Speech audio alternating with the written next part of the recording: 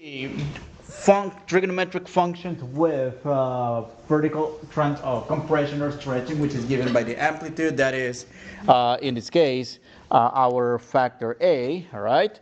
So, and not only functions with what else? Let's say the b, which changes the period of the function, and again that b coefficient of x indicates in a way how many cycles covers the shifted, or rather the transform function at the same time the original or the parent function, either sine or cosine, completes only one cycle.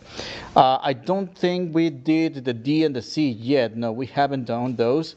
So this C right here and this D will be related to what it will be this horizontal shift and vertical shift. However, for the horizontal shift, we have a special name when it comes to trigonometric functions. So in this case, we call this the phase shift. And that's because, again, amplitude and phase shift, we use those terms because of the applications these have in electronics or electrical circuits, in signals, signal design, in which there's like an amplitude of a signal, there's some phasing on a signal, and it can be shifted one way or the other way.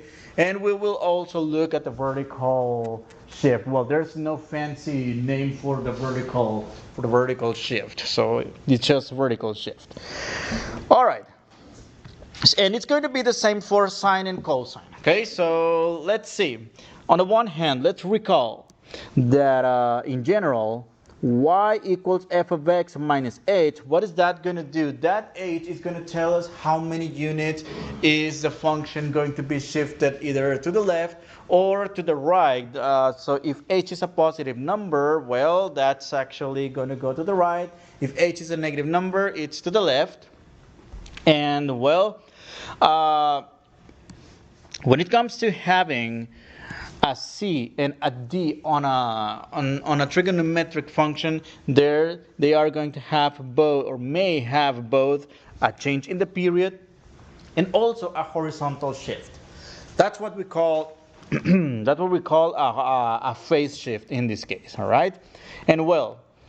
So we can determine the phase shift by solving this inequality right here for x. So for example, let's see.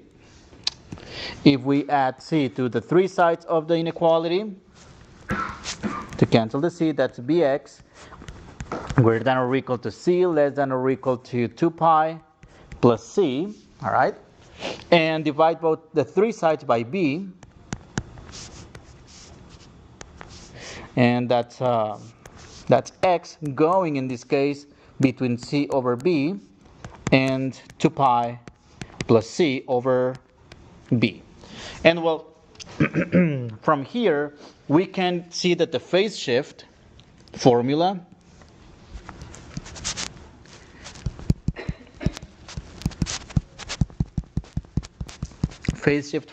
will be given by it's actually let's just call it c over b.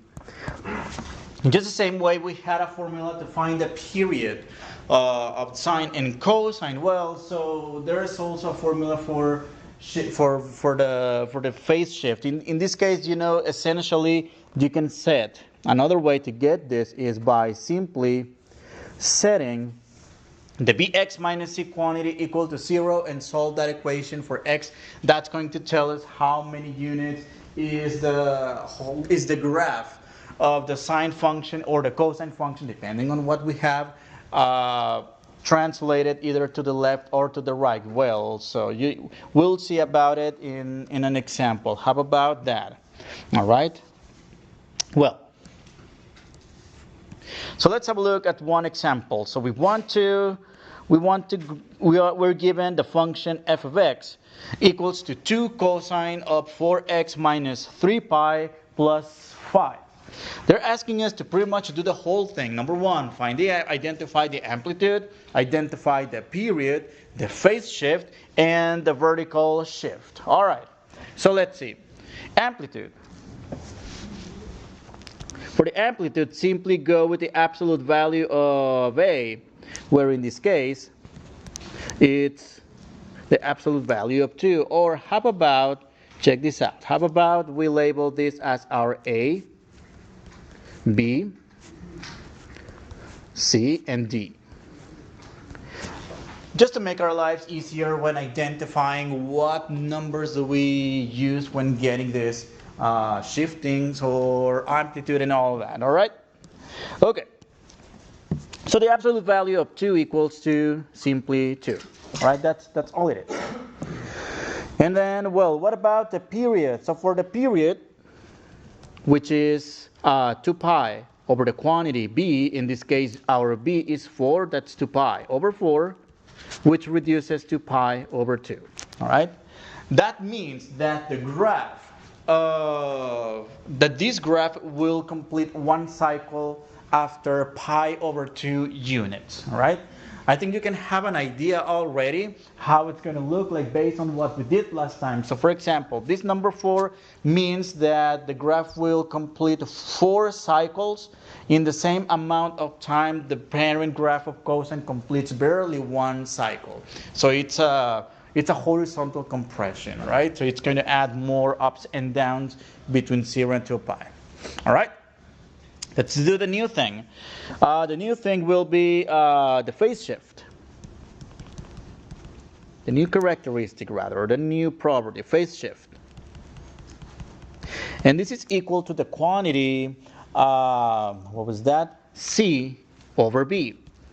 And in this case, C equals to, you know what?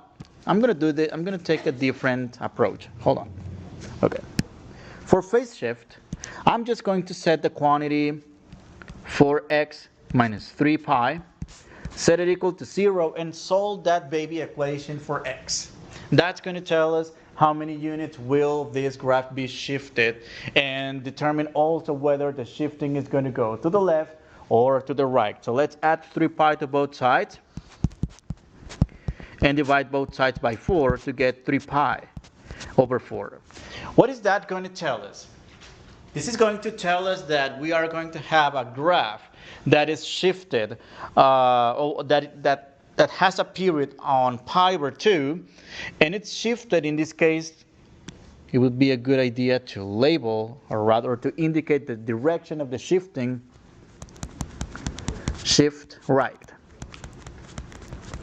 It's going to get shifted to the right 3 pi over 4 units. All right. So this is what we're going to do. Okay, let me go to the graphing calculator. That way I can show you in a way like stage by stage on what we do with every single shifting and transformation. All right, let's see. Let me clear. Let me clear the other one too. Okay, let me do the cosine. The parent graph for cosine first. And well, what do we have so far? So far we have an amplitude of 2 and a period of pi over 2. So let me skip the 5 and let me skip the negative 3 pi. And let me just write 2 cosine of 4x. And let's graph. Well, it's not going to be a good picture, so I'm going to go and change the window second. No, not second, just window. X min, that's going to be 0. That's 2 pi. And I would like to do increments of pi over 2. Just so we can see the key points here. Okay, let's graph. Well, did you see how the graph is completing one cycle at pi over 2? Which is the first mark on our scaling here. That's pi over 2, 2 pi over 2, which is pi, 3 pi over 2, and 4 pi over 2, which is 2 pi. So in the same amount of time, the cosine function completes one cycle. How many cycles is the transform function, how many cycles it's completing? There's 1, there's 2, there's 3, and there's 4. All right. Now, here is the thing. It's going to be a little weird to graph. Let me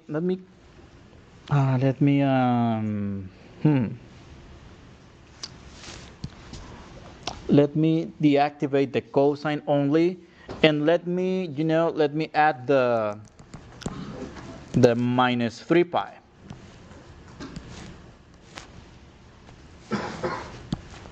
And graph.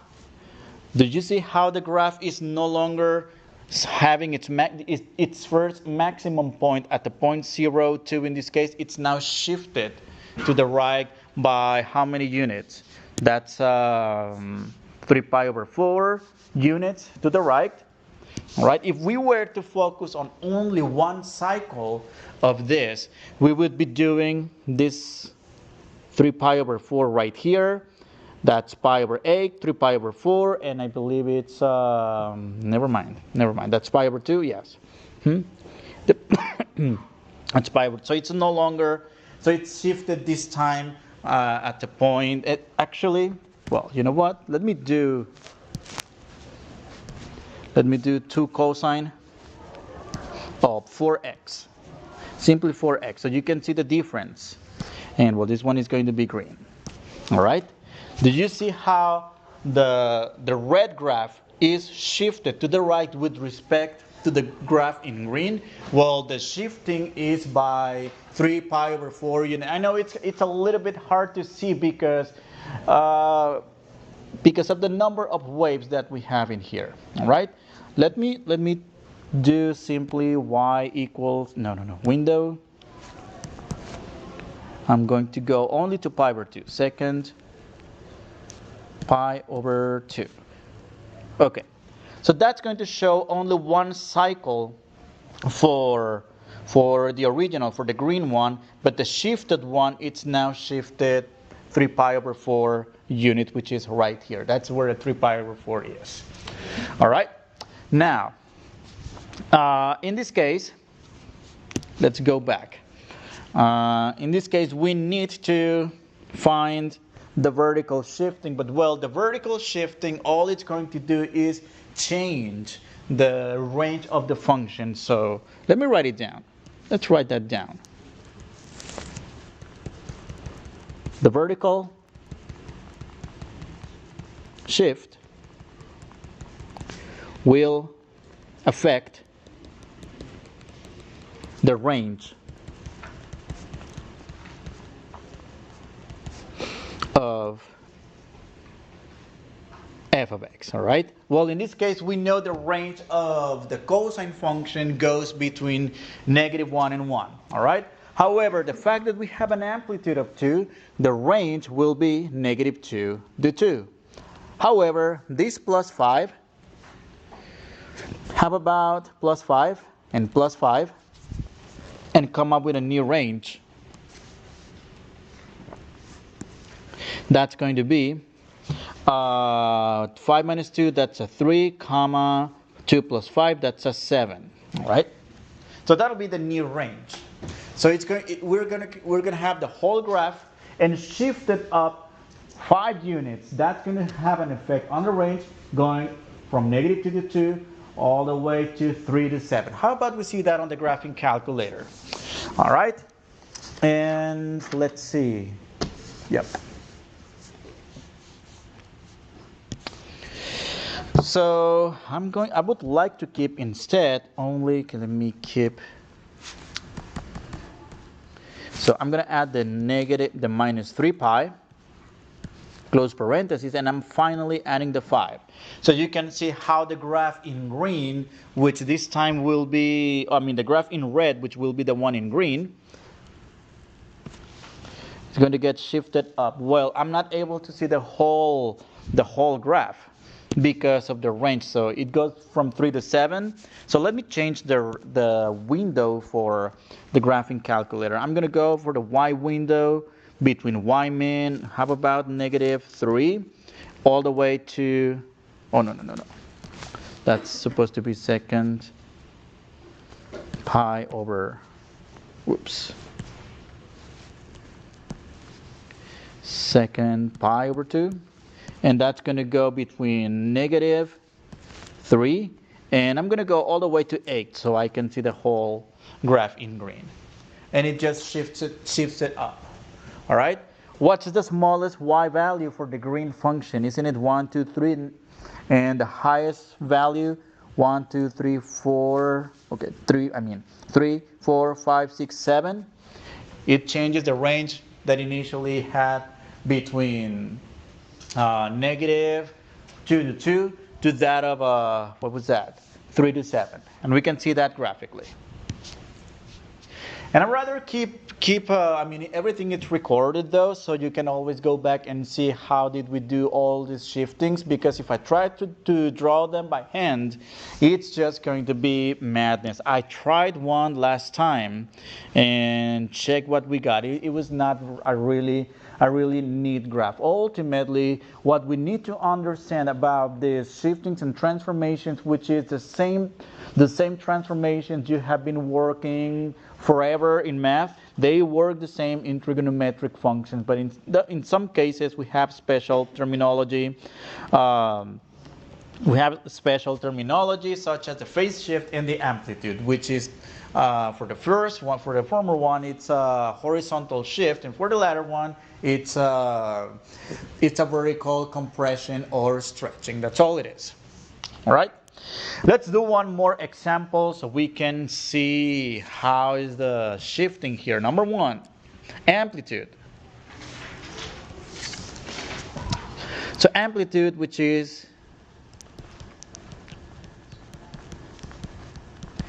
the absolute value of A.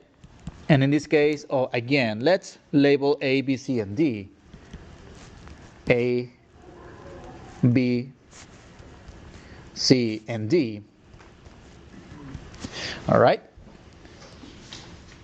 So that's the absolute value of 3, which is simply 3.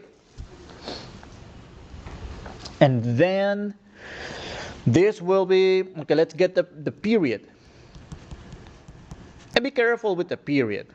Because, well, although it looks like a negative quantity here, that really doesn't have an effect. That's fine.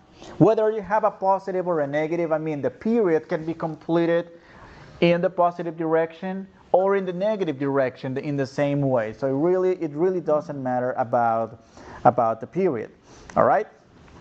So in this case, actually, you know what? Before getting to work with this function, how about we use those properties, those even and odd properties of trigonometric functions? Check this out, because notice how we have both negative terms inside of the parentheses, inside of the angle of the function.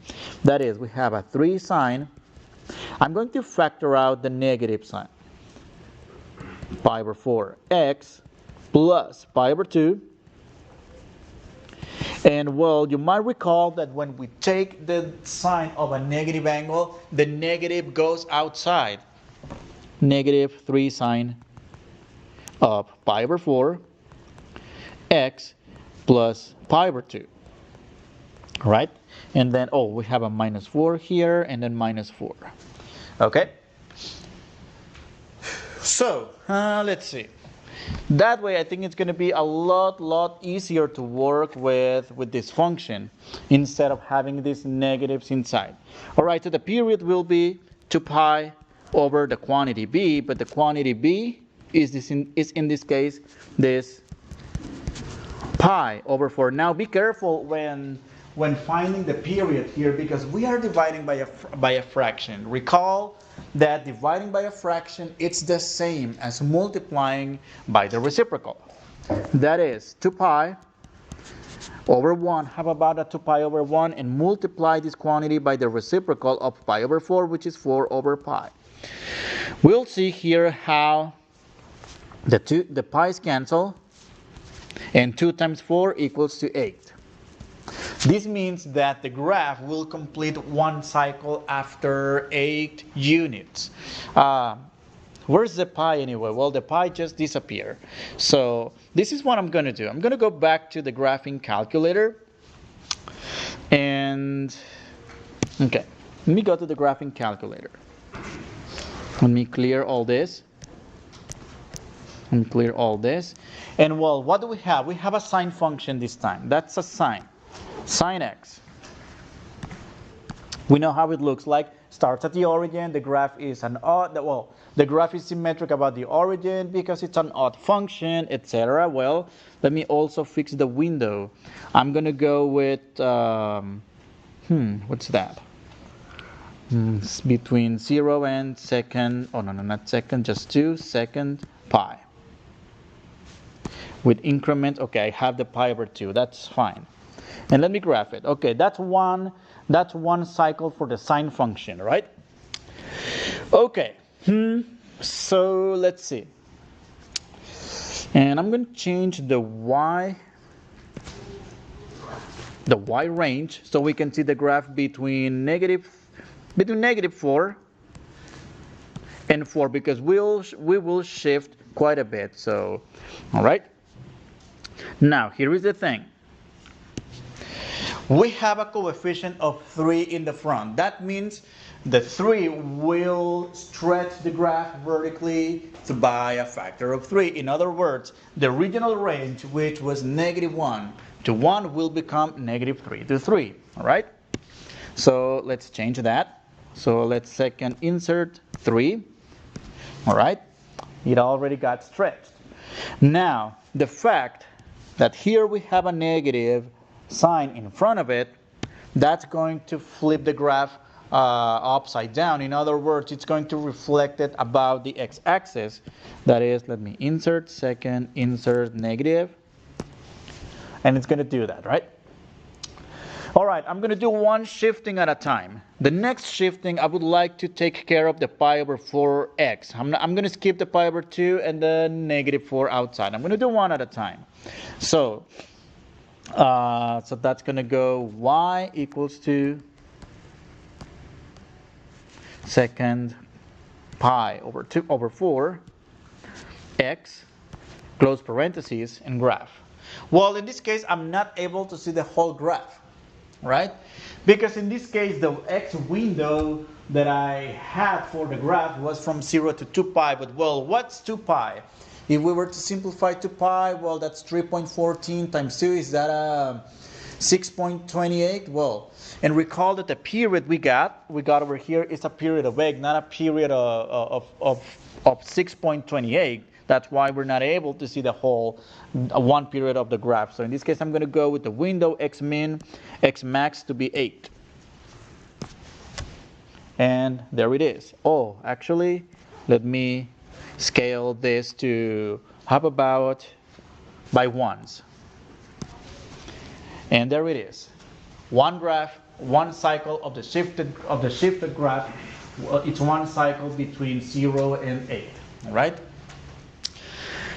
What's next? Well, let's find out what the phase shift is. Okay. So for phase shift,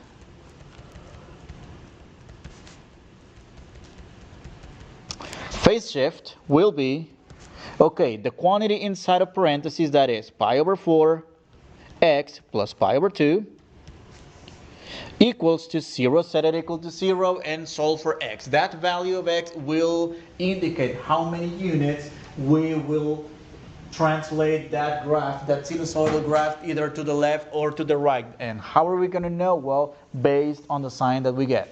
So that's going to be pi over 4 x equals to negative pi over 2.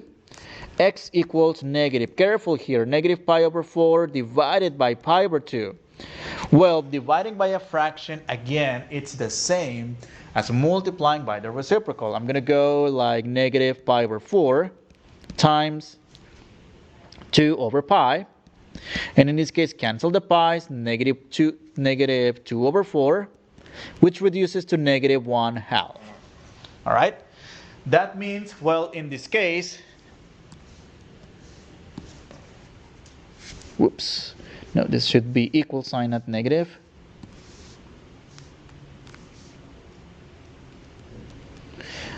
This means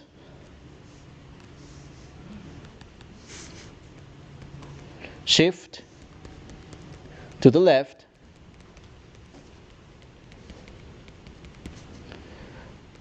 by 1/2 unit. All right, that's what we're going to do here. All right. Yes? Shouldn't it be negative 5/2 over at force and then you get 2? I believe that was supposed to be correct. What happened here then? Oh, yeah. Thank you. Yep. Pi over 2 and pi over 4. So that's, what was that? A 2 and a 4. 4 over 2. And, oh, yeah, that's going to make a whole difference here. Negative 2. That means it's going to be shifted 2 units to the left. All right, 2 units. How about we verify that using the calculator? Okay, so this is what I'm going to do. I'm going to go and input, what was that? It was plus pi over 2.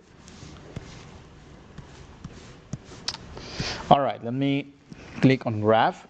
Do you see how we have the same graph essentially, but it was now shifted 2 units to the left? In fact, check this out. How about I type it again, but without the horizontal shifting? Negative 3 sine of second pi over 4 x, and just that, right? Do you see the blue graph is shifted 2 units? So it used to be here. This maximum point used to be here. It's now 2 units to the left. This minimum point used to be here. It is now 2 units to the left. So this graph verifies our what we did by hand. And last but not least, we need to find out the vertical shifting. Vertical shifting negative 4. Well, number 1.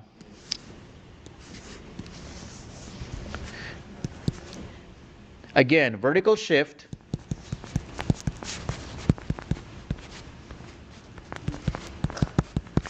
affects the range. All right? So if the original range, again, it goes between -1 to 1, I mean the parent graph for a sine function. However, the fact that we had a 3 in front of it, that means it's going to go between -3 and 3, all right? That's the vertical stretching of the graph.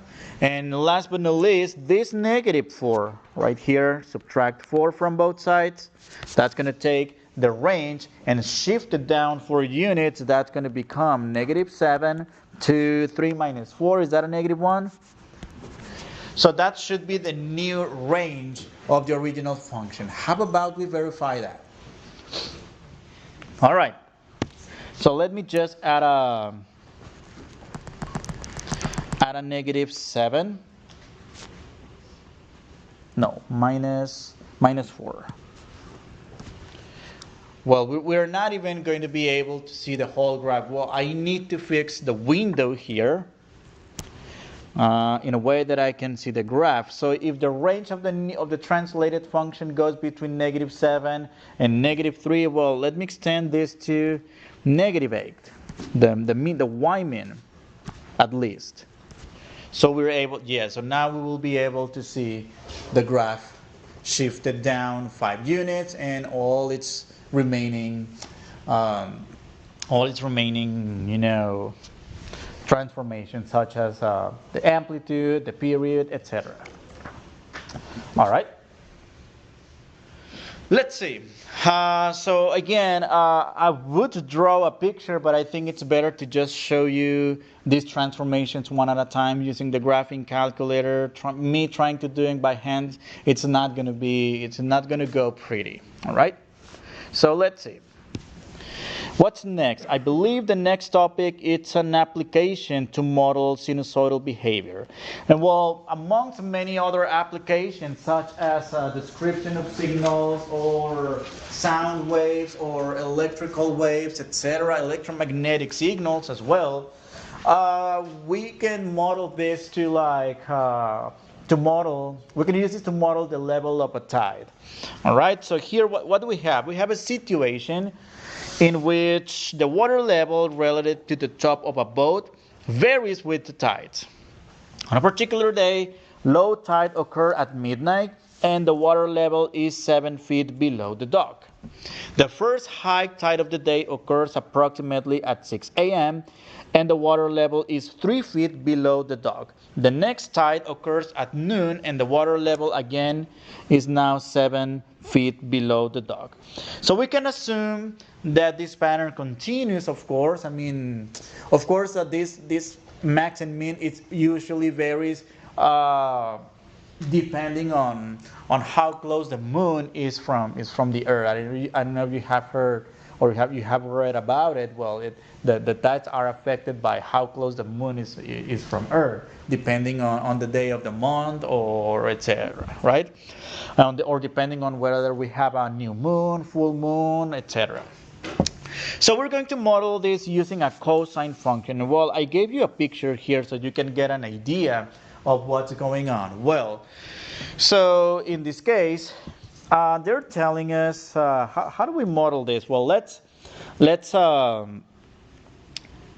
try to find this line of equilibrium, which is -5. How do we get that -5 to be the average, if you will, or the mean, if you will? I know this sounds more like statistics, but again, one thing to keep in mind in this case is it's that this part in the middle is actually is the average between the lowest point, which is in this case 7 feet below the dock, and 3 feet below the dock. All right. If we find the average between those two values, so that's going to give us the amplitude. So the amplitude will be, well, actually the absolute value of A. Let's call it absolute value of A. That'll be 1/2, because the line is right in the middle, and that's 1/2 between -3 or rather the difference between -7. And that's going to be 7 minus 3, that's 4. That's 1/2 times 4 equals to 2.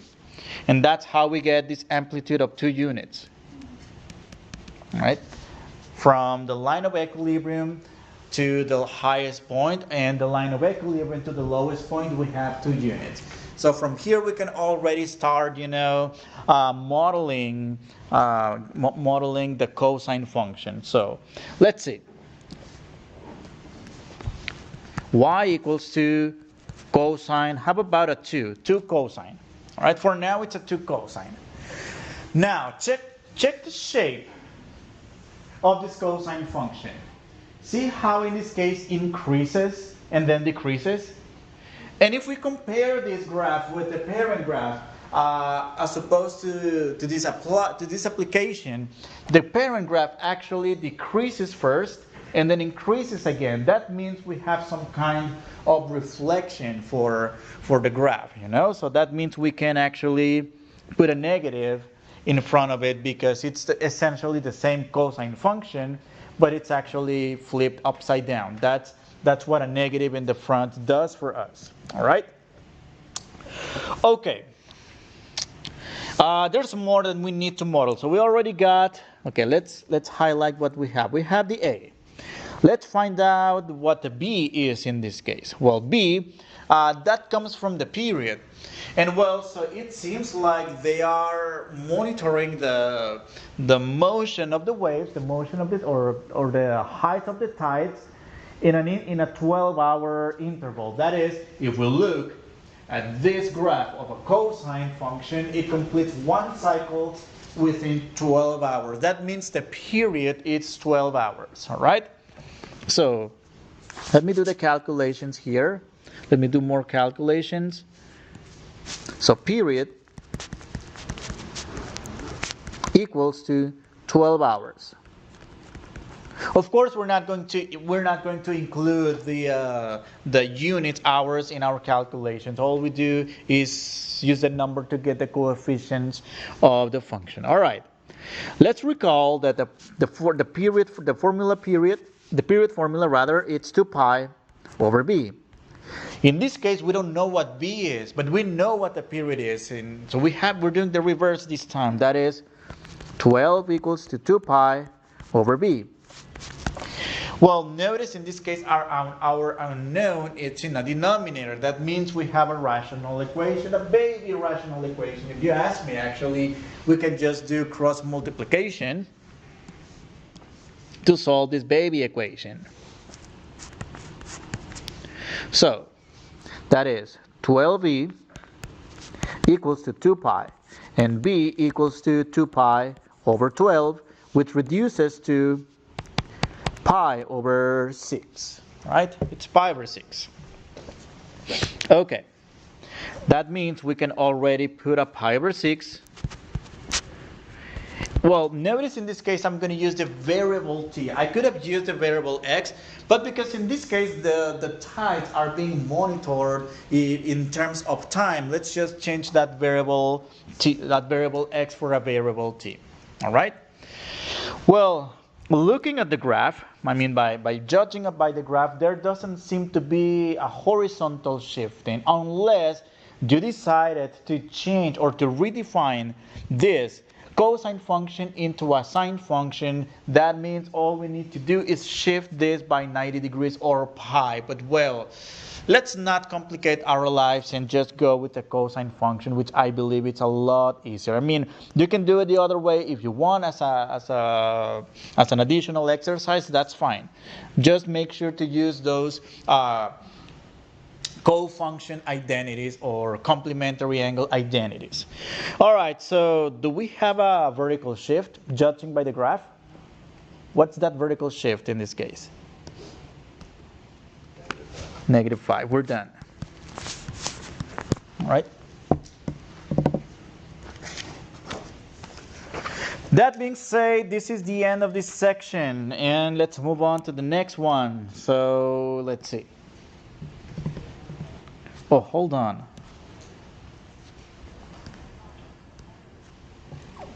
Okay. Okay, let me just give you the introduction because we just have 7 minutes. Inverse trigonometric function. So we're going to do, this time we're going to do the reverse of, of evaluating trigonometric functions. So check this out. Idea.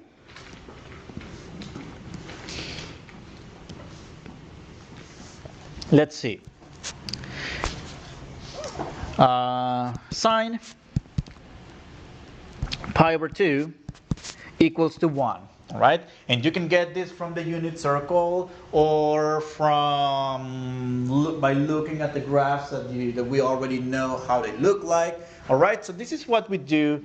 This is what we did back in the previous few sections. All right, but now we will do the following. So, for example, they're going to ask us x or x equals to sine inverse of 1. In other words, this time they're asking us what angle x has a sine equal to 1.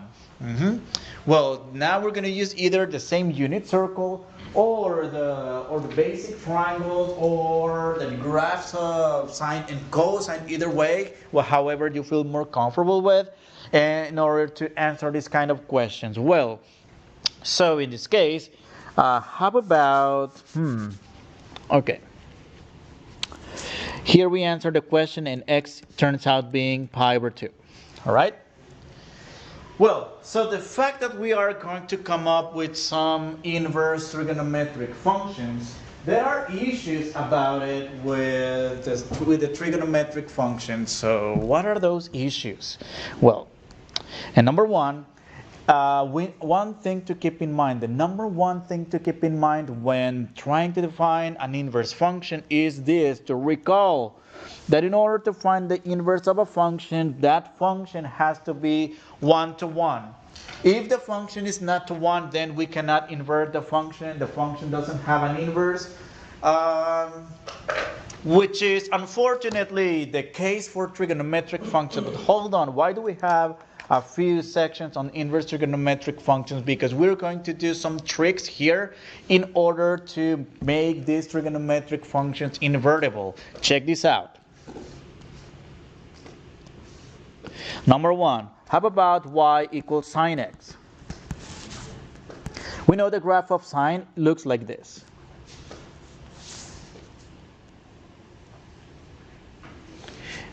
has infinitely many waves to the right as well as to the left. And it passes through the origin, right?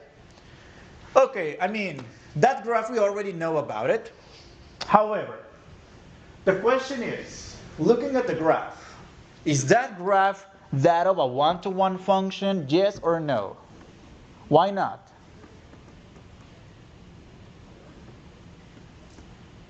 Graphically, how do we know that a function is not one-to-one? Yes.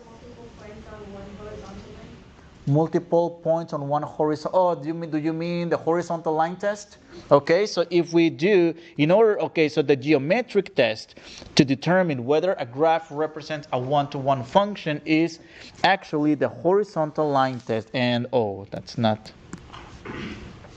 And check this out. Oh, do you see how many times does that horizontal line cross the graph of sine of x? Actually, well, infinitely many times. Well, here in our graph, 1, 2, 3, 4, 5, 6 times. But of course, keep in mind that the same wave pattern continues on forever and ever. So in this case, what do we do to make sure this is a one-to-one function? What's the trick? Well,